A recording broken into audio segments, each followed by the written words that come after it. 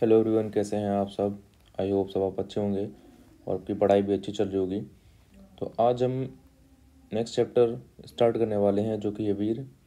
और यहाँ से भी क्वेश्चन आपके 5 नंबर के आ जाते हैं और मोस्टली 10 नंबर का तो नहीं आता है, पर 5 नंबर का भी क्वेश्चन यहाँ से पूछे जाते हैं। तो आज की वीडियो हम इसके बारे में पढ़ने वाले हैं। जितने भी आपके टॉपिक हैं सब कवर होंगे और क्वेश्चन बाहर से जो पढ़ा रहा हूँ उसमें से नहीं आएगा, ठीक है। और अगर आप ये वीडियो यूट्यूब पे देख रहे हैं तो आप हमसे कांटेक्ट कर सकते हैं 8532 059 749। और अगर आपको पूरी वीडियो लेक्चर देखने हैं, अदर सब्जेक्ट के भी अगर आपको वीडियो लेक्चर देखने हैं तो आप हमारे ऐप पर जा सकते हैं जो कि प्ले स्टोर पर अवेलेबल है, ठीक है, जिसका नाम है BMS Midco। तो सभी की लिंक मैंने आपको डिस्क्रिप्शन में दे दी है, आप जाकर वहाँ से चेकआउट कर सकते हैं, ठीक है। तो चलिए भी स्टार्ट करते हैं हम आपका चैप्टर, जो कि आई थिंक 4 पेज का ही है और ख़त्म हो जाएगा जल्दी 20 मिनट के अंदर ही। सो मैं इरेज कर देता हूँ पहले। सो देखो, सबसे पहले यहाँ पर आती है व्युत्पत्ति। व्युत्पत्ति क्या होती है? अगर देखिए आपको 50 नंबर का क्वेश्चन भी लिखने आ जाता है, ठीक है, सॉरी 10 नंबर का। अगर आपको वीर के ऊपर तो आपको ही पूरा कंटेंट लिखना पड़ेगा। व्युत्पत्ति, निरुक्ति, परिभाषा, स्वरूप, ठीक है, शक्ति, उसका कर्म वगैरह जो है, निर्धारण वगैरह, ये सब आपको लिखना पड़ेगा। तो देखो, वीर विक्रांत धातु से क्या होती है? इसकी व्युत्पत्ति होती है। और इसकी निरुक्ति हमारी क्या है, ये आपको याद ही करना, रटनी पड़ेंगे यार, ठीक है। वीर्यते विक्रांता कर्म समर्थो भवति अनेन इति वीर्यम, ठीक है। वीर्यते विक्रांता कर्म समर्थो भवति अनेन इति वीर्यम, यानी जिसके द्वारा कर्म संपादन में समर्थ होता है उसको वीर कहते हैं। जिसके द्वारा द्रव्य जो है हमारा कर्म संपादन में समर्थ होता है, जिसके द्वारा क्रिया करता है, ठीक है, उसको वीर कहते हैं। इसके बाद देखो परिभाषा आती है, ये इंपॉर्टेंट है परिभाषा। वीर्यंतु क्रियते येन या क्रिया। वीर्यंतु क्रियते येन या क्रिया मीन्स कि जिसके द्वारा द्रव्य की क्रिया संपादित होती है उसे वीर कहते हैं। वही सेम चीज़ हमने जो निरुक्ति में पढ़ी थी वही है, ठीक है। कोई भी द्रव्य वीर के बिना कुछ भी कार्य नहीं कर सकता है। तो यानी कि ये मेन बात कर रहे हैं पोटेंसी की, ठीक है। हर एक द्रव के अंदर अपनी अपनी पोटेंसी होती है, उसके थ्रू जो है वो द्रव वर्क करता है। तो अगर वो उसके अंदर नहीं होगी तो द्रव कार्य नहीं कर पाएगा, ठीक है।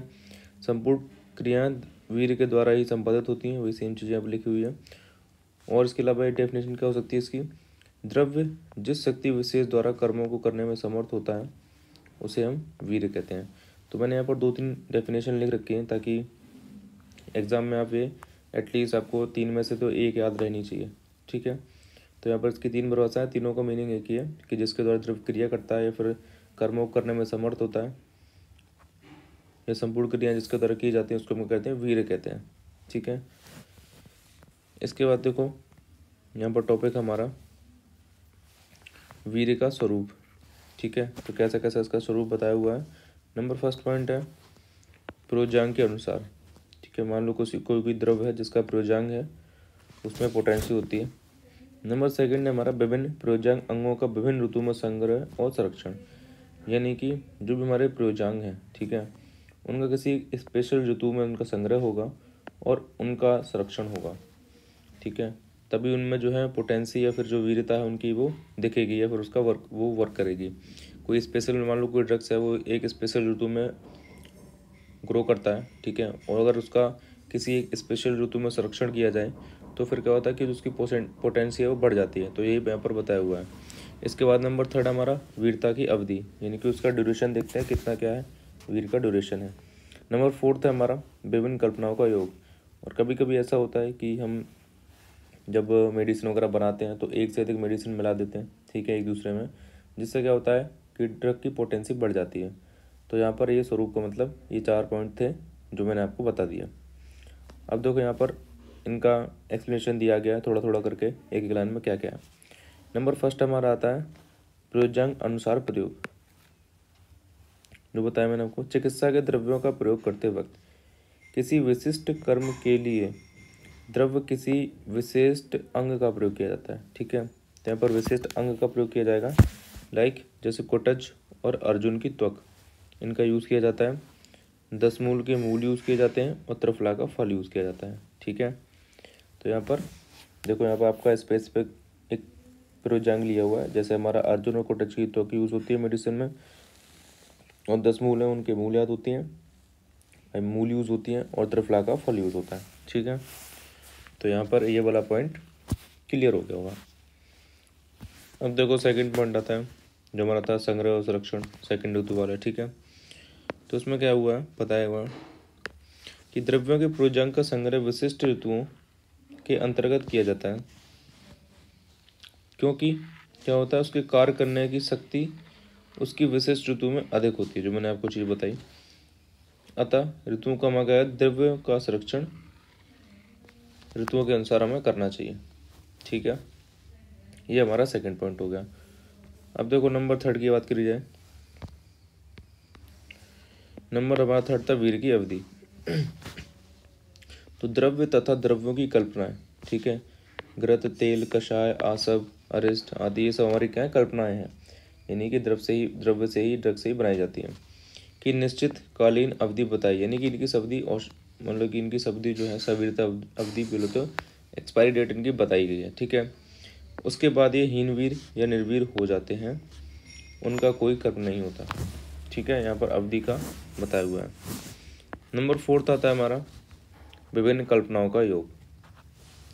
अब देखो द्रव्यों की विभिन्न कल्पनाएं बनाई जाती हैं। आपको पता है कि एक द्रव्य से काफ़ी सारी कल्पनाएं बना सकते हैं, आसव बना सकते हैं, अरिष्ट बना सकते हैं, उत्पाद बना सकते हैं, ठीक है, चूर्ण बना सकते हैं उसका। द्रव्यों की विभिन्न कल्पनाएं द्रव्य किस माध्यम से, यानी कि जल, तेल, घृत एवं किन संस्कारों से अधिक कार्यकारी, गुणयुक्त और शक्तियुक्त हो रहा है, यह देखकर बनाई जाती है। तो देखो आपको पता है कि अगर आप मेडिसिन बनाएंगे तो आप ऐसे ही बनाएंगे ना कि हमारा जो मेडिसिन है वो बेस्ट हो। ठीक है, तो आप सोचें कुछ एक्सपेरिमेंट करेंगे यार इसके अंदर अगर हम ये मिला दें, इसके अंदर घृत का भर्जन कर दें, या लाइक इसके अंदर कोई हम और द्रव्य मिला दें, तो ये इसकी पोटेंशियल और बढ़ जाएगी।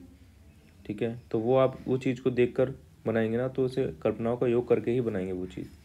तो यहाँ पर ये इस चीज़ का मतलब है। ठीक है, इस पॉइंट का यहाँ पर ये मतलब है। ठीक है, आई होप ये चीज़ आपको समझ में आ गई होगी। जस्ट कल्पनाओं का योग मतलब प्रयोग है, यानी कि बहुत सारी कल्पनाएं हमने ली, उसमें एक्सपेरिमेंट किया, और मेन मतलब उसका क्या हुआ कि उनके में पोटेंसी बढ़ानी है। ठीक है, इसलिए हमने क्या किया, विभिन्न कल्पनाओं का योग किया, प्रयोग किया। अब इसके बाद देखो वीर की संख्या, जो बहुत ज़्यादा इंपॉर्टेंट टॉपिक है। ठीक है, तो आपके MCQ क्वेश्चन भी यहाँ से बन सकते हैं। नंबर फर्स्ट है हमारा शक्ति रूप